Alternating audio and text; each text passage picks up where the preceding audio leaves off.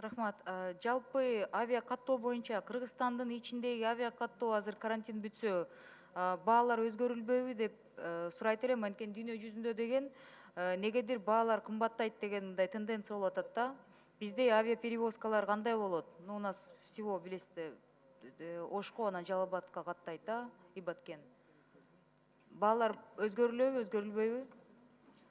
Мен жооп берип коеюн, директор агентства гражданской авиации Акышев Курманбек. Биз азыр сунуш киргиздик, мына июндун 5-нен баштап жергиликтүү каттамдарды баштайбыз деп.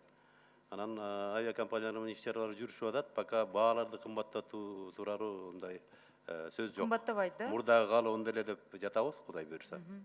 Анткени дүйнө жүзүндө ошондой коронавирус болуп клиенттердин саны азайды деген бир шылтоо эмес, ошондой себеп менен бааларды кымбаттатабыз деп атышыптыр.